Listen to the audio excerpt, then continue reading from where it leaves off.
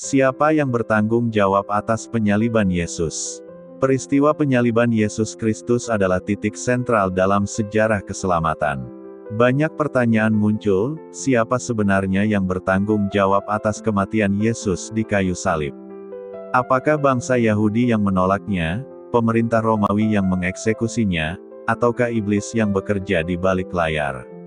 Ataukah justru Tuhan sendiri yang merencanakannya? Untuk menjawab pertanyaan ini, kita harus melihat Alkitab secara menyeluruh, baik dari segi sejarah, teologi, maupun bahasa asli Perjanjian Lama Ibrani, dan Perjanjian Baru Yunani. Pertama, kita lihat dari sisi rencana Bapa yang kekal. Peristiwa penyaliban Yesus Kristus bukanlah suatu kecelakaan sejarah atau sekadar hasil intrik politik antara bangsa Yahudi dan Romawi. Alkitab dengan jelas menegaskan bahwa salib adalah bagian dari rencana Tuhan yang sudah ditetapkan sejak kekekalan. Rasul Petrus, dalam khotbahnya pada hari Pentakosta, berkata, "Dia yang diserahkan menurut maksud dan rencana Tuhan tehorismene boulei kai prognosei tu theo, tehorismene boulei kai prognosei tu theo, kamu salibkan dan kamu bunuh oleh tangan orang-orang durhaka," dalam Kisah Para Rasul pasal 2 ayat 23. Dua istilah penting dalam teks Yunani memperkuat kebenaran ini. Pertama, kata boule berarti keputusan atau rancangan Tuhan yang berdaulat, yaitu kehendak yang tidak dapat digagalkan oleh kuasa manusia atau iblis. Kedua, kata prognosis menunjuk pada pengetahuan sebelumnya atau prapenetapan Tuhan. Artinya, penyaliban bukanlah rencana darurat yang diputuskan setelah manusia jatuh dalam dosa, melainkan bagian dari rancangan kekal Tuhan yang sudah ada sejak semula. Kesaksian Perjanjian Lama juga meneguhkan hal ini. Yesaya pasal 53 secara profetik menggambarkan penderitaan hamba Tuhan, dan dalam ayat 10 ditegaskan, "Tetapi Tuhan berkehendak meremukkan dia dengan kesakitan." Kata Ibrani yang dipakai adalah hapes, yang berarti berkenan atau berkehendak. Dengan demikian, penderitaan dan kematian Yesus bukanlah sekadar akibat pengkhianatan Yudas atau keputusan Pilatus, tetapi kehendak Tuhan sendiri yang berkenan untuk melaksanakan penebusan melalui pengorbanan anaknya. Mazmur pasal 22 juga melukiskan penderitaan Mesias dengan detail, seperti ditikamnya tangan dan kaki ayat 17 serta pembagian pakaian ayat 19 yang semuanya digenapi dalam penyaliban Yesus. Dalam Perjanjian Baru, Yesus sendiri berulang kali menegaskan bahwa salib adalah bagian dari rencana Bapa. Dalam Markus pasal 10 ayat 45 ia berkata, "Anak manusia datang bukan untuk dilayani, melainkan untuk melayani dan untuk memberikan nyawanya menjadi tebusan bagi banyak orang." Kata lutron, yang digunakan berarti tebusan atau harga pembayaran, menunjukkan bahwa kematian Yesus sudah direncanakan sebagai sarana penebusan. Demikian pula dalam Yohanes pasal 10 ayat 18 Yesus menegaskan, "Tidak seorang pun mengambilnya daripadaku, melainkan aku memberikannya menurut kehendakku sendiri." Dengan kata lain, salib bukanlah paksaan dari luar, melainkan ketaatan Kristus yang sempurna kepada kehendak Bapa. Rasul Paulus juga menegaskan bahwa karya salib merupakan rencana Tuhan sejak semula.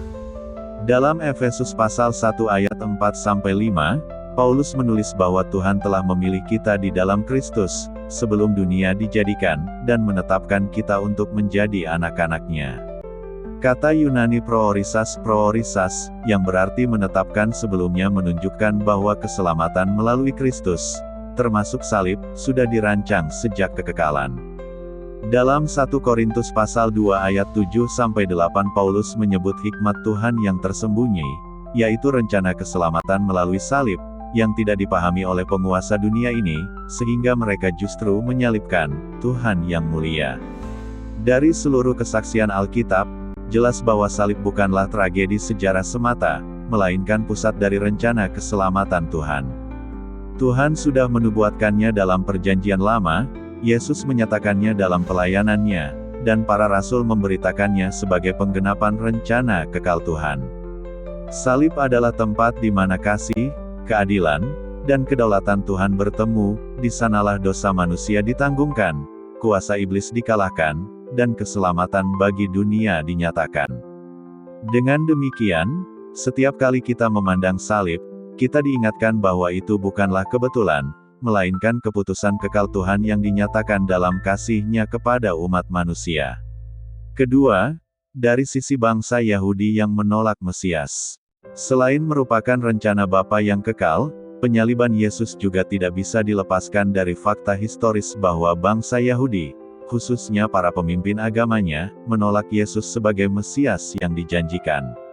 Injil mencatat bahwa Yesus dipandang sebagai ancaman bagi sistem keagamaan dan otoritas para pemimpin Yahudi. Dalam Matius pasal 26 ayat 65-66 dikisahkan, imam besar itu mengoyakkan pakaiannya dan berkata, "Ia menghujat Tuhan.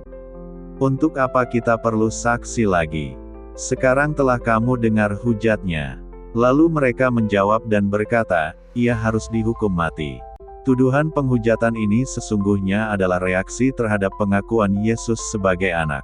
Bagi mereka, pernyataan itu tidak dapat diterima dan merupakan ancaman terhadap struktur religius yang mereka pegang. Penolakan ini semakin jelas dalam Yohanes pasal 19 ayat 15, ketika mereka berteriak, "Enyahkan dia! Enyahkan dia! Salibkan dia!" Dalam teks Yunani, kata yang digunakan adalah stauroson, bentuk imperatif dari kata kerja stauro, yang berarti, menyalibkan, menggantung pada kayu salib. Kata kerja dalam bentuk perintah ini menunjukkan betapa kuat dan agresifnya desakan orang Yahudi agar Yesus benar-benar disalibkan. Mereka tidak hanya menolak Yesus, tetapi menuntut hukuman paling hina pada zaman itu, hukuman yang ditujukan untuk penjahat dan pemberontak. Kitab Yohanes memberikan kesimpulan teologis yang sangat tajam mengenai penolakan ini. Ia datang kepada milik kepunyaannya, tetapi orang-orang kepunyaannya itu tidak menerimanya. Yohanes pasal 1 ayat 11. Yesus datang kepada umat pilihannya, bangsa Yahudi, yang seharusnya paling mengenal nubuat tentang Mesias. Namun, justru mereka yang menolaknya.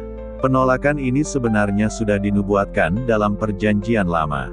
Yesaya pasal 53 ayat 3 menulis, "Ia dihina dan dihindari orang, seorang yang penuh kesengsaraan dan yang biasa menderita kesakitan, ia sangat dihina, sehingga orang menutup mukanya terhadap dia dan bagi kita pun dia tidak masuk hitungan." Kata Ibrani yang dipakai, basah, berarti, meremehkan, menghina. Nubuat ini digenapi secara sempurna dalam sikap orang Yahudi terhadap Yesus. Bahkan dalam Mazmur pasal 118 ayat 22 kita menemukan nubuat yang berbunyi, "Batu yang dibuang oleh tukang-tukang bangunan telah menjadi batu penjuru." Yesus sendiri menafsirkan ayat ini dalam Matius pasal 21 ayat 42 untuk menunjuk kepada dirinya, menegaskan bahwa penolakan bangsa Yahudi terhadap Mesias sudah dinubuatkan sebelumnya. Rasul Paulus kemudian menggemakan hal ini dalam Roma pasal 9 ayat 32-33 bahwa orang Yahudi tersandung pada batu sandungan, karena mereka mengejar kebenaran bukan melalui iman, melainkan melalui perbuatan hukum Taurat. Dengan demikian, keterlibatan bangsa Yahudi dalam penyaliban Yesus bukan sekadar peristiwa kebencian atau politik, melainkan penggenapan nubuat ilahi. Penolakan mereka terhadap Yesus sebagai Mesias justru membuka jalan bagi keselamatan bangsa-bangsa lain, sebagaimana ditegaskan oleh Paulus dalam Roma pasal 11 ayat 11, keselamatan sampai kepada bangsa-bangsa lain untuk membangkitkan cemburu mereka. Salib, yang lahir dari penolakan orang Yahudi terhadap Mesias, pada akhirnya dipakai Bapa untuk menghadirkan anugerah keselamatan bagi dunia.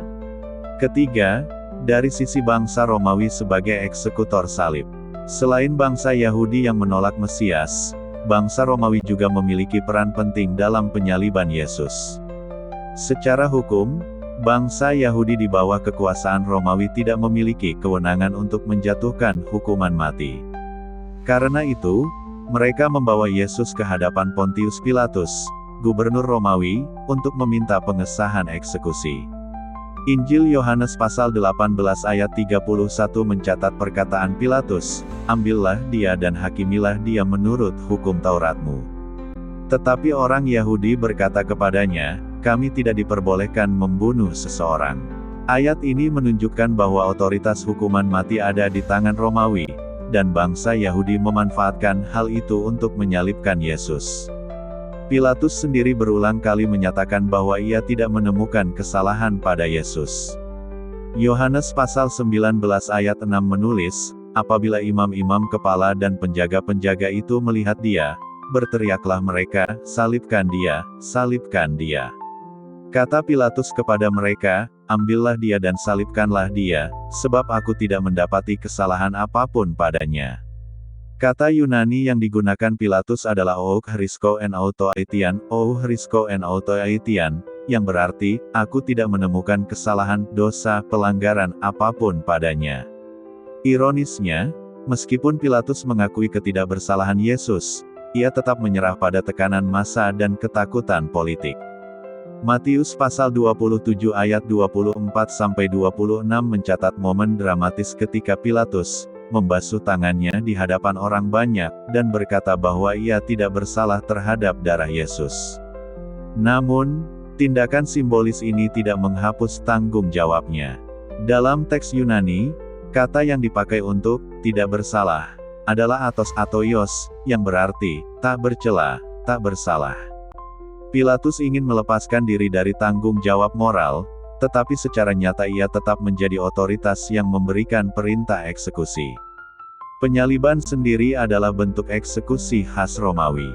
Hukuman ini dirancang bukan hanya untuk membunuh, tetapi juga untuk mempermalukan dan memberi efek jera.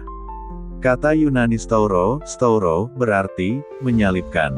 Menggantung di kayu salib, berasal dari kata stauros, yang berarti tiang salib. Dalam dunia Romawi, salib identik dengan aib dan kehinaan. Paulus kemudian menegaskan dalam 1 Korintus pasal 1 ayat 23, "Tetapi kami memberitakan Kristus yang disalibkan, untuk orang Yahudi suatu batu sandungan dan untuk orang bukan Yahudi suatu kebodohan." Bagi bangsa Romawi, gagasan bahwa seorang penyelamat mati disalib terdengar absurd, sebab salib adalah hukuman bagi penjahat kelas rendah. Namun, di balik eksekusi Romawi ini, nubuat perjanjian lama juga digenapi. Mazmur pasal 22 ayat 17 berkata, "Sebab anjing-anjing mengerubungi aku, gerombolan penjahat mengepung aku, mereka menusuk tangan dan kakiku." Nubuat ini digenapi ketika tentara Romawi menyalibkan Yesus dengan paku di tangan dan kakinya. Demikian pula dalam Mazmur pasal 22 ayat 19, "Mereka membagi-bagi pakaianku di antara mereka, dan mereka membuang undi atas jubahku," yang jelas digenapi ketika tentara Romawi membuang undi atas jubah Yesus. Matius pasal 27 ayat 35. Dengan demikian, bahkan tindakan Romawi dalam eksekusi itu pun tidak lepas dari penggenapan rencana Bapa. Di sisi lain, keterlibatan bangsa Romawi juga menyingkapkan kenyataan universal dosa manusia. Penyaliban Yesus bukan hanya akibat dari penolakan orang Yahudi, tetapi juga akibat dari sistem politik dan hukum Romawi yang korup dan kompromal. Karena itu, seluruh umat manusia, baik Yahudi maupun non-Yahudi, bangsa-bangsa, berbagi tanggung jawab dalam penyaliban Yesus. Rasul Petrus dalam Kisah Para Rasul pasal 4 ayat 27-28 menegaskan hal ini, "Sebab sesungguhnya telah berkumpul di dalam kota ini Herodes dan Pontius Pilatus beserta bangsa-bangsa dan suku-suku bangsa Israel melawan Yesus, hamba-Mu yang kudus, yang Engkau urapi, untuk melaksanakan segala sesuatu yang telah Engkau tentukan dari semula oleh kuasa dan kehendak-Mu." Dengan demikian, bangsa Romawi memang menjadi tangan eksekutor yang mewujudkan penyaliban, tetapi mereka hanyalah bagian dari penggenapan rencana Bapa.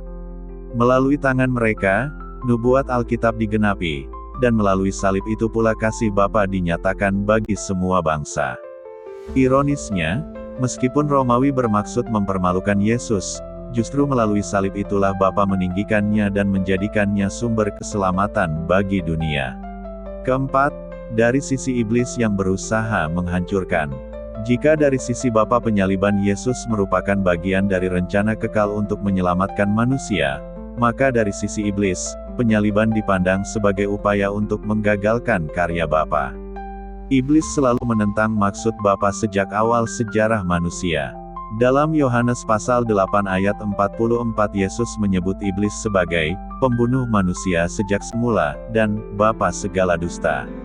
Sifat inilah yang terlihat dalam proses penyaliban Yesus, ketika iblis berusaha memakai manusia sebagai alat untuk melaksanakan rencananya. Dalam Lukas pasal 22 ayat 3 dikatakan, maka masuklah iblis ke dalam Yudas, yang bernama Iskariot, seorang dari ke-12 murid itu.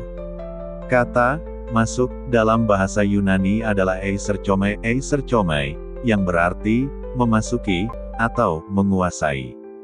Ini menunjukkan bahwa pengkhianatan Yudas bukan hanya hasil kelemahan pribadi, tetapi juga intervensi langsung dari kuasa gelap.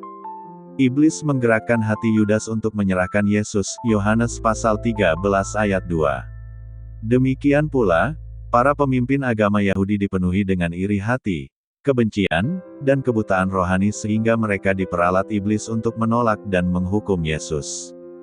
Paulus menegaskan dalam 1 Korintus pasal 2 ayat 8, tidak ada dari penguasa dunia ini yang mengenalnya, sebab kalau sekiranya mereka mengenalnya, mereka tidak menyalibkan Tuhan yang mulia. Kata penguasa dunia di sini dapat dipahami secara ganda, menunjuk pada pemimpin politik dan agama yang berada di bawah pengaruh iblis, sekaligus pada kuasa-kuasa kegelapan yang bekerja di balik layar sejarah. Namun, yang luar biasa adalah bahwa apa yang dipandang iblis sebagai kemenangan justru menjadi kekalahan terbesar baginya. Melalui salib, Kristus justru menghancurkan kuasa dosa dan maut. Kolose pasal 2 ayat 15 berkata, Ia telah melucuti pemerintah-pemerintah dan penguasa-penguasa, dan menjadikan mereka tontonan umum dalam kemenangannya atas mereka. Kata melucuti dalam bahasa Yunani adalah apekduomai, yang berarti menanggalkan sepenuhnya, menggambarkan iblis dan kuasa-kuasanya dilucuti dari senjata mereka. Dengan demikian, dari perspektif iblis, salib adalah upaya terakhir untuk menghentikan rencana Bapa melalui kematian Yesus. Tetapi dari perspektif Bapa, justru melalui salib karya keselamatan itu digenapi. Iblis ingin menelan anak, tetapi salib menjadi alat untuk mengalahkan kuasa iblis sekali untuk selamanya. Ibrani pasal 2 ayat 14. Kelima, dari sisi Yesus yang rela menyerahkan nyawanya. Salah satu kebenaran yang paling mendasar dalam Injil adalah bahwa penyaliban Yesus bukanlah suatu kecelakaan sejarah, melainkan tindakan yang sepenuhnya disengaja dan dikehendaki oleh Yesus sendiri. Ia tidak mati sebagai korban keadaan atau karena sekadar konspirasi politik, melainkan karena kasih dan ketaatannya kepada Bapa. Yohanes pasal 10 ayat 18 menegaskan perkataan Yesus, tidak seorang pun mengambilnya daripadaku, melainkan aku memberikannya menurut kehendakku sendiri. Kata kerja Yunani titemi, berarti, menaruh, meletakkan, menyerahkan, yang menekankan tindakan sukarela dari pihak Yesus. Ia berkuasa untuk memberikan nyawanya dan ia juga berkuasa untuk mengambilnya kembali melalui kebangkitan. Kebenaran ini ditegaskan kembali dalam Markus pasal 10 ayat 45, di mana Yesus berkata, Anak manusia juga datang bukan untuk dilayani, melainkan untuk melayani dan untuk memberikan nyawanya menjadi tebusan bagi banyak orang. Kata tebusan dalam bahasa Yunani adalah litron, yang dipakai dalam konteks membayar harga untuk membebaskan seorang budak. Dengan demikian, kematian Yesus adalah tindakan penebusan yang sadar dan penuh kasih, di mana ia menggantikan kita yang seharusnya menerima hukuman dosa. Dalam Perjanjian Lama, kerelaan Mesias untuk menderita sudah dinubuatkan. Mazmur pasal 40 ayat 8-9 berkata, Ya Tuhanku, aku suka melakukan kehendak-Mu, Taurat-Mu ada dalam dadaku. Ayat ini digenapi dalam diri Yesus, yang dengan penuh kerelaan menundukkan dirinya pada kehendak Bapa, sekalipun harus sampai mati di kayu salib. Paulus menegaskan hal ini dalam Filipi pasal 2 ayat 8, dan dalam keadaan sebagai manusia, ia telah merendahkan dirinya dan taat sampai mati, bahkan sampai mati di kayu salib. Kerelaan Yesus juga menunjukkan bahwa salib bukanlah kekalahan, melainkan kemenangan kasih. Ia bukan dipaksa oleh manusia, melainkan ia menyerahkan dirinya dengan sukarela. Dalam Ibrani pasal 12 ayat 2 dikatakan, Yesus, yang memimpin kita dalam iman dan yang membawa iman kita itu kepada kesempurnaan, yang dengan mengabaikan kehinaan tekun memikul salib ganti sukacita yang disediakan bagi Dia. Kasih dan ketaatannya yang sempurna menjadi dasar keselamatan bagi kita. Dengan demikian, penyaliban Yesus harus dipahami bukan sekadar sebagai tragedi sejarah, melainkan sebagai puncak kasih Allah yang dinyatakan dalam kerelaan Kristus. Salib adalah bukti bahwa keselamatan kita bukan karena kebetulan, melainkan karena keputusan sukarela Sang Juru Selamat yang menyerahkan dirinya bagi kita semua. Pertanyaan mengenai siapa yang bertanggung jawab atas penyaliban Yesus memiliki jawaban yang kompleks, sebab Alkitab sendiri menyingkapkannya dari berbagai sisi. Jika dilihat dari sudut pandang sejarah, maka bangsa Yahudi memiliki peran besar melalui penolakan mereka terhadap Yesus sebagai Mesias, bahkan dengan tegas mereka berteriak, "Salibkan Dia." Yohanes pasal 19 ayat 15. Bangsa Romawi, melalui Pontius Pilatus dan prajuritnya, menjadi eksekutor yang secara hukum melaksanakan penyaliban itu, walaupun Pilatus tahu Yesus tidak bersalah. Matius pasal 27 ayat 24. Dari sisi kuasa kegelapan, iblis pun berperan aktif, memasuki hati Yudas. Lukas pasal 22 ayat 3, dan menggerakkan penguasa dunia ini untuk menyalibkan Tuhan yang mulia. 1 Korintus pasal 2 ayat 8. Semua ini menunjukkan bahwa baik Yahudi, Romawi, maupun iblis turut bertanggung jawab dalam penyaliban Yesus. Namun, Alkitab menyingkapkan dimensi yang lebih dalam. Salib bukanlah kecelakaan sejarah atau sekadar hasil konspirasi manusia dan iblis, melainkan bagian dari rencana Bapa yang kekal. Sejak kekekalan, Bapa telah menetapkan Kristus sebagai anak domba yang disembelih bagi keselamatan manusia. 1 Petrus pasal 1 ayat 19-20, Wahyu pasal 13 ayat 8. Rasul Petrus menegaskan bahwa Yesus diserahkan menurut maksud dan rencana Bapa. Kisah Para Rasul pasal 2 ayat 23. Bahkan Yesaya pasal 53 ayat 10 menyatakan, "Tetapi Tuhan berkehendak meremukkan Dia dengan kesakitan." Dengan kata lain, Bapa sendirilah yang berdaulat dan merencanakan jalan salib sebagai sarana keselamatan bagi umat manusia. Di atas semuanya, Yesus sendiri juga bertanggung jawab, bukan karena dipaksa, melainkan karena kasih dan ketaatannya kepada Bapa. Ia dengan sukarela menyerahkan nyawanya. Yohanes pasal 10 ayat 18, Markus pasal 10 ayat 45, Filipi pasal 2 ayat 8. Penyaliban bukanlah akhir yang memalukan, tetapi kemenangan kasih Bapa yang menebus dosa manusia, melucuti kuasa iblis. Kolose pasal 2 ayat 15 dan membuka jalan keselamatan bagi semua bangsa. Roma pasal 11 ayat 11-12. Maka, kesimpulannya, secara historis, bangsa Yahudi, Romawi, dan iblis memiliki tanggung jawab atas penyaliban Yesus. Secara teologis, Bapa sendirilah yang merencanakan salib sejak kekekalan untuk menyelamatkan manusia. Secara pribadi, Yesus dengan sukarela menyerahkan nyawanya sebagai tebusan bagi banyak orang. Dengan demikian, salib adalah pertemuan antara kebencian manusia, tipu daya iblis, dan kasih Bapa yang kekal. Apa yang tampak sebagai kekalahan justru menjadi kemenangan terbesar, sebab di kayu salib karya keselamatan Tuhan digenapi.